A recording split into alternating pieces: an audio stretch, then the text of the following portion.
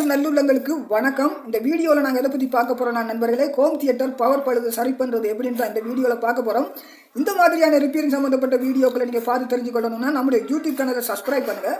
பக்கத்தில் இருக்கிற பெல் ஐக்கனை கிளிக் பண்ணுங்கள், ஆல் பட்டனை அழுத்துங்க. அப்போ தான் நான் போகிற இந்த மாதிரி வீடியோக்கள் உங்களுக்கு உடனுக்குடனே வரும். இப்போது வாங்க வீடியோக்குள்ளே போகலாம்.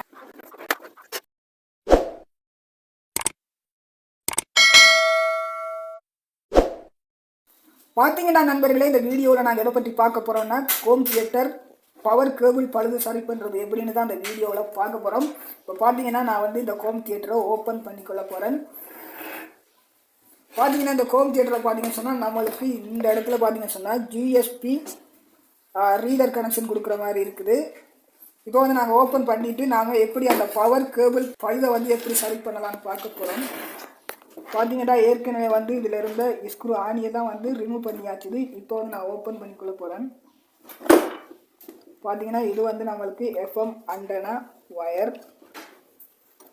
பார்த்தீங்கன்னா இந்த ஹோம் தியேட்டருக்கு பார்த்தீங்கன்னு சொன்னால் இது ஒரு மினி ஹோம் தியேட்டர்னு சொல்லலாம். பார்த்தீங்கன்னா இதுதான் இதோட மெயின் போர்ட்டு. இதில் பார்த்தீங்கன்னு சொன்னால் நம்மளுக்கு ஒரு பேஸ் பார்த்தீங்கன்னா சவ்வூவருக்குரிய பேஸ் சைஸ் இங்கே போட்டிருக்காங்க. இதை பார்த்தீங்கன்னு சொன்னால் நம்மளுக்கு லெஃப்ட்டுக்கும் ரைட்டுக்கும் வர்ற, அதாவது டியூட்டர்னு சொல்லுவோம், அந்த ஸ்பீக்கருக்கான சவுண்ட் ஐஸ் இந்த இடத்துல கொடுத்துருக்குறாங்க. இந்த இடத்துல பார்த்தீங்கன்னு சொன்னால் நண்பர்களே நம்மளுக்கு 9 வோல்ட்டு டிரான்ஸ்ஃபார்மர்னு கொடுத்துருக்குறாங்க. இப்போ பார்த்தீங்கன்னா இதில் என்ன பழுதுன்னு சொல்லி பார்த்தீங்கன்னு சொன்னால் நம்மளுக்கு இந்த பவர் கேபிள் பார்த்தீங்கன்னு சொன்னால் இந்த இடத்துல டேமேஜ் ஆனபடினால பார்த்தீங்கன்னா பவர் வராமல் போயிடுச்சு. இப்போ பார்த்தீங்கன்னா இந்த இடத்துல பார்த்தீங்கன்னா பவர் கேபிள் வயர் கட்டாக இருக்குது. இப்போ நாம் இதை தான் எப்படி சரி பண்ணலான்னு தான் பார்க்க போகிறோம்.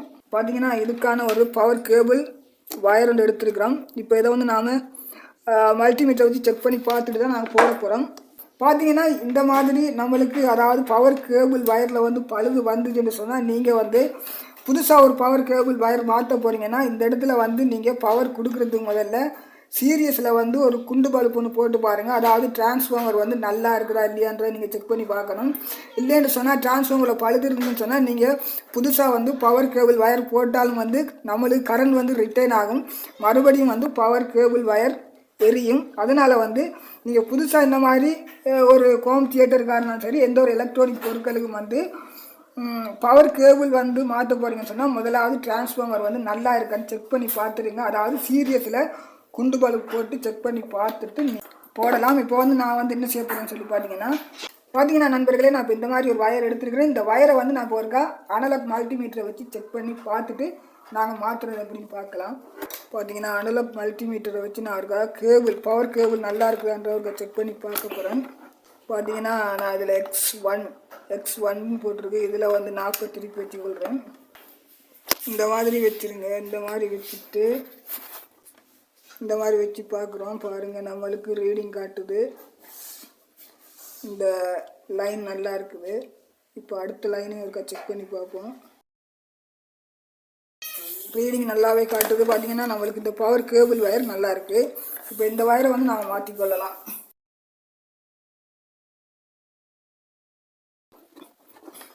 இந்த மாதிரி அமர்த்தி விட்டு கொள்ளலாம். இப்போ பார்த்தீங்கன்னா இந்த வயரை நாம் இந்த இடத்துல கனெக்ஷன் கொடுத்துடலாம்.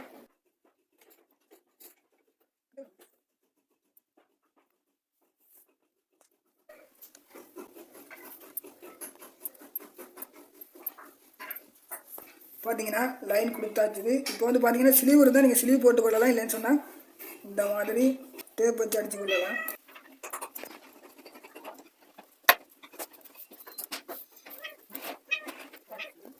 பார்த்தீங்கன்னா நண்பர்களே, இந்த மாதிரி நாங்கள் வயர் கனெக்ஷன் கொடுத்து பார்த்தீங்கன்னா இந்த மாதிரி செலோ டேப் வச்சு ஒட்டியாச்சுது. பார்த்தீங்கன்னா இந்த மாதிரி ஹோம் தியேட்டரில் பவர் கேபிள் மாற்றி சரி பண்ணுறதெல்லாம் சிம்பிள், ஈஸியான வேலை. பார்த்தீங்கன்னா நண்பர்களே, பவர் கேபிள் வயர் கனெக்ஷன் கொடுத்தாச்சு. இப்போ நாங்கள் ஹோம் தியேட்டரில் பவர் கேபிள் வயரை கனெக்ஷன் கொடுக்கலாம். பவரை ஒன் பண்ணுறோம்.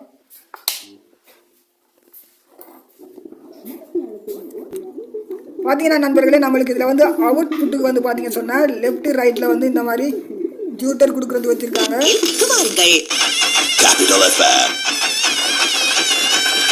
இப்போ பார்த்தீங்கன்னா நண்பர்களே, நம்மளுக்கு டியூட்டர் வேலை செய்து ஓகே பூட்டியாச்சுது. பார்த்தீங்கன்னா இந்த மாதிரி பவர் கேபிள் வயரெல்லாம் கனெக்ஷன் கொடுத்து இந்த மாதிரி எடுத்துட்டோம். இப்போ பார்த்தீங்கன்னா டியூட்டர் கோனையும் கனெக்ஷன் கொடுத்தாச்சு. இப்போ நான் ரீடரை கனெக்ஷன் கொடுத்து போட்டு பார்க்கலாம்.